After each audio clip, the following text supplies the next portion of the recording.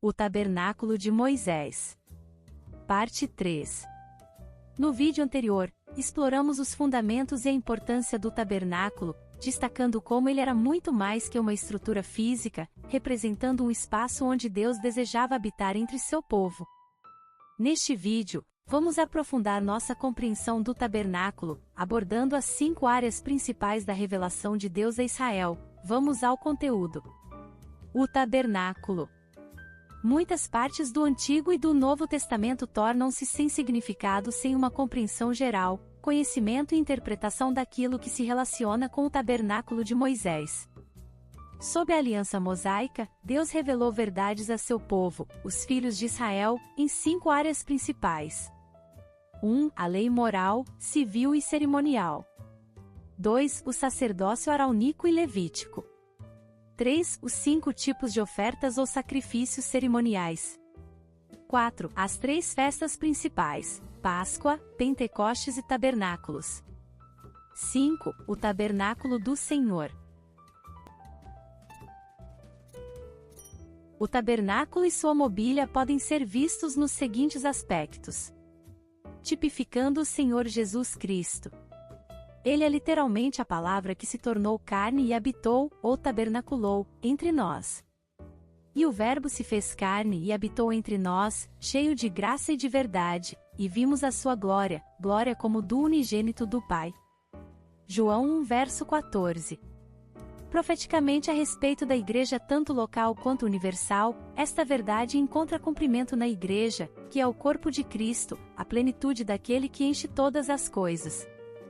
E pôs todas as coisas debaixo dos pés e, para ser o cabeça sobre todas as coisas, o deu à igreja, a qual é o seu corpo, a plenitude daquele que a tudo enche em todas as coisas. Efésios 1 verso 22 e 23. A igreja é agora a morada de Deus, sua habitação.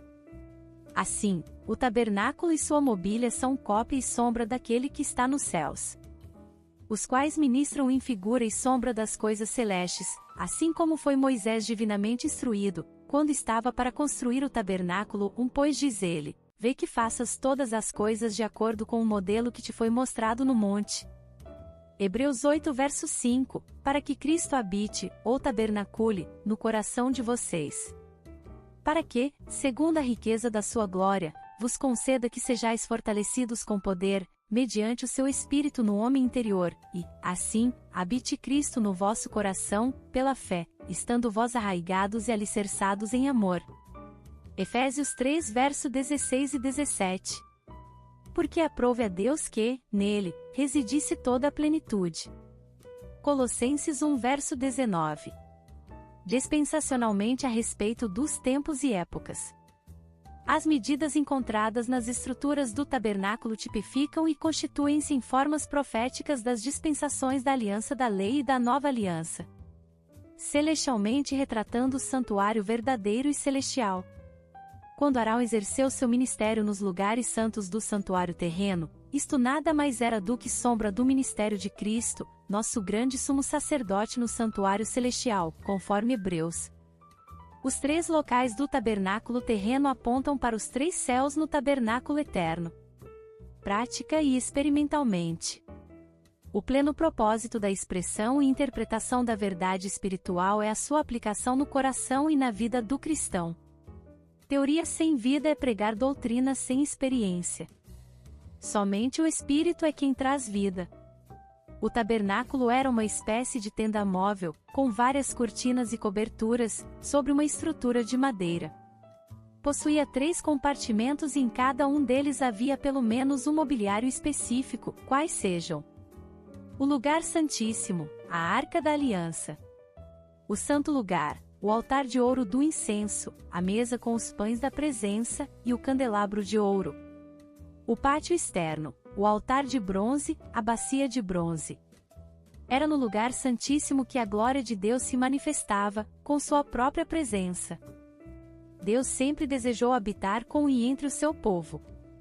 À medida que analisamos este assunto, constatamos uma revelação progressiva dos lugares de habitação de Deus.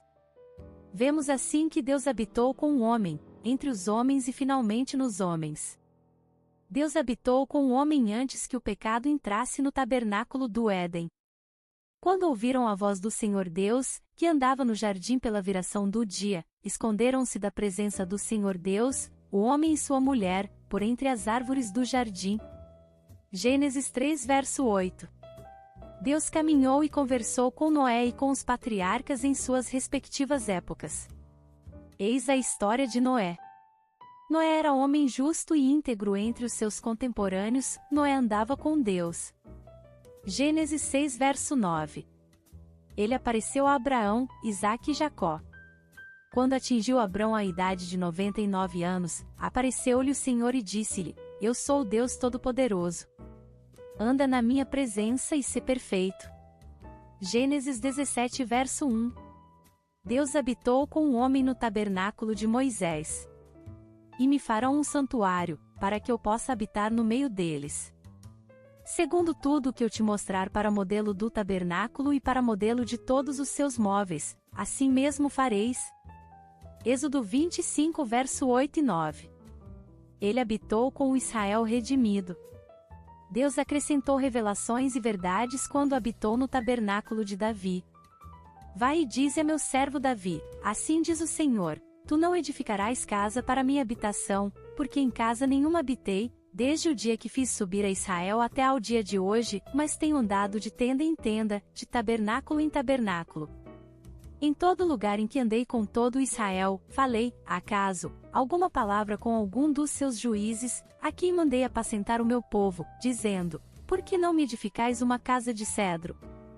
1 Crônicas 17 do verso 4 ao 6. Deus fez revelações adicionais no templo construído por Salomão. 2 Crônicas 5. A perfeita e plena revelação de Deus está na pessoa de Jesus Cristo. Ele é a plenitude da divindade. Porque aprove a Deus que, nele, residisse toda a plenitude. Colossenses 1 verso 19. Ele é o tabernáculo e o templo. Jesus lhes respondeu, destruí este santuário, e em 3 dias o reconstruirei. Replicaram os judeus, em 46 anos foi edificado este santuário, e tu, em 3 dias, o levantarás?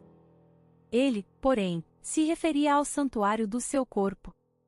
João 2 do verso 19 ao 21. Deus está em Cristo. Ora, tudo provém de Deus, que nos reconciliou consigo mesmo por meio de Cristo e nos deu o ministério da reconciliação, a saber, que Deus estava em Cristo reconciliando consigo o mundo, não imputando aos homens as suas transgressões, e nos confiou a palavra da reconciliação. 2 Coríntios 5 verso 18 e 19. Deus agora habita no tabernáculo ou lugar de habitação da igreja. Ele habita individualmente em cada coração que crê. Sabemos que, se a nossa casa terrestre deste tabernáculo se desfizer, temos da parte de Deus um edifício, casa não feita por mãos, eterna, nos céus. 2 Coríntios 5 verso 1. E também coletiva e corporativamente na igreja, que é o seu corpo. Para que, se eu tardar, fique ciente de como se deve proceder na casa de Deus, que é a igreja do Deus vivo, coluna e baluarte da verdade. 1 Timóteo 3 verso 15. A revelação final da habitação de Deus é vista na revelação da cidade santa, a Nova Jerusalém. O tabernáculo de Deus, com os homens, com os quais ele viverá. Eles serão seus povos, o próprio Deus estará com eles e será o seu Deus. Apocalipse 21 verso 3. Cada um dos nomes e títulos dados ao tabernáculo revela um aspecto particular da verdade. O tabernáculo era chamado de tabernáculo. Segundo tudo o que eu te mostrar para modelo do tabernáculo e para modelo de todos os seus móveis, assim mesmo fareis. Êxodo 25 verso 9. Esta palavra significa literalmente tenda ou morada. 2 Santuário. E me farão um santuário, para que eu possa habitar no meio deles. Êxodo 25 verso 8. Palavra que significa lugar santo ou lugar separado. 3 Tenda do testemunho. Pão dos céus lhes deste na sua fome e água da rocha lhes fizeste brotar na sua sede, e lhes disseste que entrassem para possuírem a terra que, com mão levantada, lhes juraste dar. Neemias 9 verso 15. Recebeu este nome porque nela estava a arca da aliança que continha as tábuas da lei. Estas eram consideradas o testemunho que determinavam o padrão moral para um Israel redimido. 4. Casa de Deus. As primícias dos primeiros frutos da tua terra trarás à casa do Senhor, teu Deus. Não cozerás o cabrito no leite da sua própria mãe. Êxodo 34 verso 26. A casa em que o Senhor deveria habitar. 5. Tenda do encontro. Então, a nuvem cobriu a tenda da congregação, e a glória do Senhor encheu o tabernáculo. Moisés não podia entrar na tenda da congregação, porque a nuvem permanecia sobre ela, e a glória do Senhor enchia o tabernáculo. Êxodo 40 verso 34 e 35. Este deveria ser o lugar onde todos se reuniam junto à porta para os dias festivos e para a adoração. Estes títulos são significativos para a vida peregrina de deserto, pois tendas são moradas provisórias. Porque aguardava a cidade que tem fundamentos, da qual Deus é o arquiteto e edificador. Hebreus 11 verso 10. A igreja é o local de habitação de Deus, formada por um povo especial, separado para Deus, pois ele habita em meio aos louvores de seu povo. A igreja é a casa de Deus edificada com pedras vivas. Há 7 requisitos necessários para a construção do santuário, são eles: 1. Através de ofertas voluntárias. O anseio de contribuir surgiu entre os israelitas em gratidão ao Senhor que os havia libertado da escravidão no Egito. Fala aos filhos de Israel que me tragam oferta, de todo homem cujo coração o mover para isso, dele recebereis a minha oferta. Êxodo 25 verso 2. 2. Pelo ânimo do povo. As pessoas se animaram a edificar o santuário do Senhor. E veio todo homem cujo coração o moveu e cujo espírito o impeliu e trouxe a oferta ao Senhor para a obra da tenda da congregação, e para todo o seu serviço, e para as vestes sagradas. Êxodo 35 verso 21. 3. Pela disposição das pessoas. Eram pessoas que estavam dispostas a fazer sua vontade. Tomai, tu que tendes, uma oferta para o Senhor, em cada um, de coração disposto, voluntariamente a trará por oferta ao Senhor, ouro, prata, bronze. Êxodo 35 verso 5. 4. Com um coração voluntário. As pessoas deram suas ofertas livremente, com um coração agradecido pela bondade do Senhor. Estes receberam de Moisés todas as ofertas que os filhos de Israel haviam trazido para a obra do serviço do santuário, para fazê-la, e, ainda, cada manhã o povo trazia a Moisés ofertas voluntárias. Êxodo 36 verso 3. E isto é de grande valor para o Senhor. 5. Pela sabedoria de Deus. O Senhor preparou homens aos quais deu sabedoria, destreza e habilidade para a construção. Assim, trabalharam Bezalel, e Aholiabe, e todo homem hábil a quem o Senhor dera habilidade e inteligência para saberem fazer toda a obra para o serviço do santuário, segundo tudo o que o Senhor havia ordenado. Êxodo 36 verso 1. 6. Pelo Espírito de Deus. A edificação veio da capacitação proveniente do Espírito Santo concedida aos homens. Esta é a forma pela qual Deus edifica sua obra entre os homens. Disse Moisés aos filhos de Israel: Eis que o Senhor chamou pelo nome a Bezalel, filho de Uri, filho de Hur, da tribo de Judá, e o Espírito de Deus o encheu de habilidade, inteligência e conhecimento em todo artifício. Êxodo 35 verso 30 e 31. 7. De acordo com o padrão divino.